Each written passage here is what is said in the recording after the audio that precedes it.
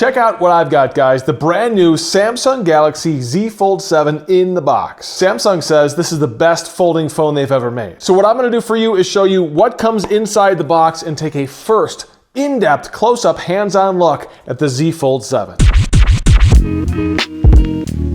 Tech it before you wreck it. What's up, geeks? I'm Kirk, and this thing looks pretty cool. If you haven't seen the demo videos, it is super thin. And if you remember the first Z Fold that came out from Samsung, they had their issues. They were still working out the kinks when it came to the folding screen on the inside. And that's what this is all about. It's got a full-size screen on the outside, a foldable screen that collapses on the inside. It just looks like a really cool folding phone. Sure, other companies have tried to create folding phones of their own. Google's got a Pixel folding phone, for example. The question is, do they still hold the crown as the king of folding phones? So without further ado, let's get this thing over to the table and take a look at the Galaxy Z Fold 7. Here we go, the new Samsung Galaxy Z Fold 7, brand new in the box. You can see it says it right there on the front. It's got like a little silhouette design here, showing how incredibly thin this phone is supposed to be. Can't wait to see this thing. Samsung on the side, blank on the back. Not much else going on here. You've got your barcode sticker on the bottom, and that's pretty much it. So let me set this down and pop off the top so we can check out what's inside. There it is. Look at that blue color. That is just a gorgeous blue color. Real quick, in the lid here, a little accessory pack. There's a SIM card because Samsung does like to put a SIM card in here before they send out demo units, early release units, so that's why that is there. And let me see what's inside this little accessory pack here. Not too much going on here. Looks pretty thin here. We've got USB-C to USB-C cable. It's unbranded, very generic cable from Samsung here. What else do we got? Looks like a pretty simple, slim instruction manual, kind of like a quick start guide for putting that SIM card into the phone. That's about it. And then we've got a SIM card ejector tool, traditional metal ejector tool, and that's it for the pack-ins in the accessory pack. But here it is. Here's the phone. I'll pull this little tab to pull the Z Fold 7 out. And again, that blue color, honestly, that is amazing. It's just kind of like a metallic blue. Oh, man, it looks really, really cool. And picking this up, you just get the sense of like, oh my gosh, this is one of the thinnest phones I have ever picked up in my life. Let's pull this screen protector off. Moment of zen.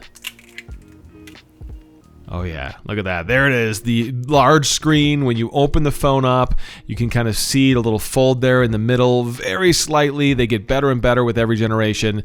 And look at that. As you close it, it turns into this very slim phone. You know, it feels like a normal smartphone. Let me grab my Pixel 9 Pro, my current daily driver, and put it side by side. Yeah, this was the first thing I wanted to do when I opened this up, because look at that. Side by side, it's almost the exact same thickness as my Pixel 9 Pro, and this thing has a screen on the inside. It's just impossible to believe what they're doing here, how they were able to pull this off. You can see what's going on the top there. You've got the two layers closed, screen on the outside, big screen on the inside, yet somehow it's basically the same thickness as my Google Pixel 9 Pro. Pretty unbelievable.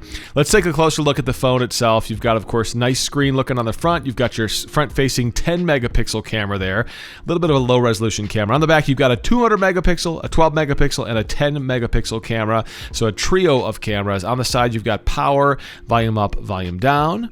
And on the top, not much going on there. Looks like a little speaker hole there, as well as your SIM card tray. A couple of microphone holes on the top there as well.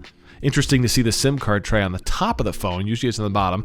On the bottom, you've got a speaker hole. Then look at that USB-C port. Look at that. It barely fits. The phone is so thin, it barely has enough room for a USB-C port. That is unbelievable. I will open this thing up, get a better look at the inside screen here.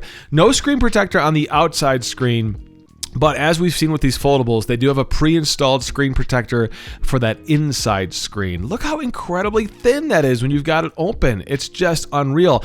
And it doesn't really feel fragile, at least my first impressions here. I'm going to hit the power button, turn this thing on. You've got that Samsung Galaxy logo as the phone starts to boot up. We've got it closed, so this is kind of in a traditional mode.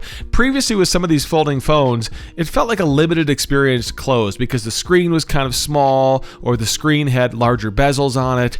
This one is different. It feels like a normal phone when you've got it closed, and you can see that screen. Look at those bezels, guys.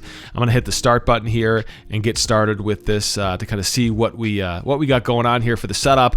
Okay, so for your review, this is just agreeing to some terms and conditions. I'll check those boxes and hit agree. This is the Google Easy setup with another device, the Samsung interface here. I'm not sure if this is Google or Samsung, but I don't need it either way. I'm just going to hit setup manually so we can move on to the next step here. I'm not going to transfer stuff from another phone. This, of course, is the Wi-Fi interface to connect this to my Wi-Fi network, which I will do. Okay, we're Wi-Fi connected, although it's got a SIM card in it, so didn't necessarily need to do that, but always like to get it connected to the Wi-Fi when I can. All right, getting your phone ready is the next stop. It wants to copy apps and data from your other phone. I'm going to skip that as well. It's checking some more info.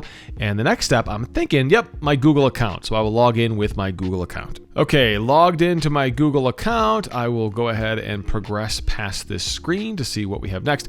Getting account info.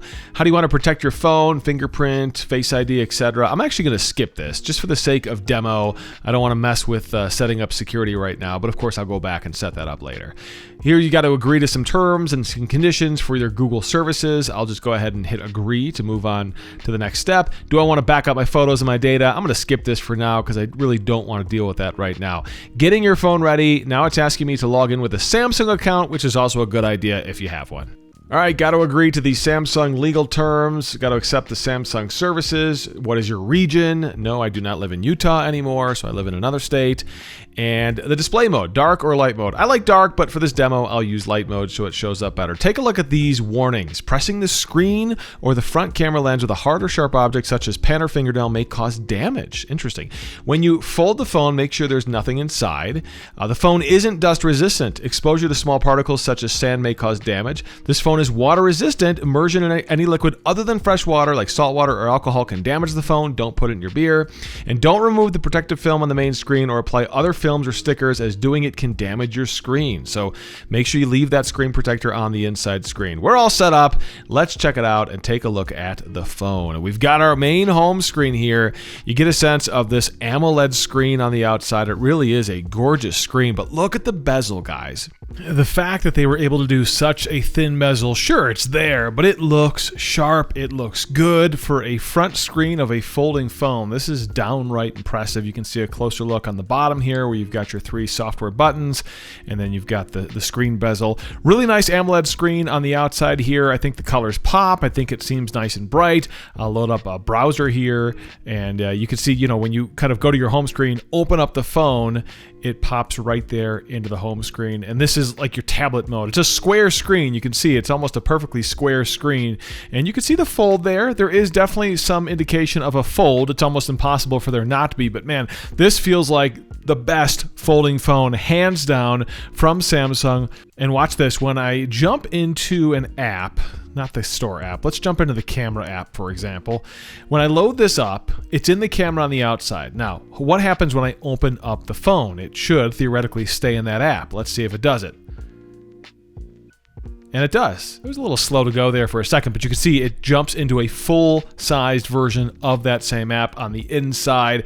Really cool to see kind of that synergy between the outside screen and the inside screen. Just a quick demo here of some of the basic functionality when you've got this thing in what I would call tablet mode, and then you close it and it kind of closes the phone. It locks the phone when you close it, but when you're on the outside screen and you open it up, it actually stays with that app, jumps right into that app. Because typically if you're closing the phone, you want to lock it. If you're opening the phone, you're probably looking for that bigger screen experience. Makes a lot of sense to me.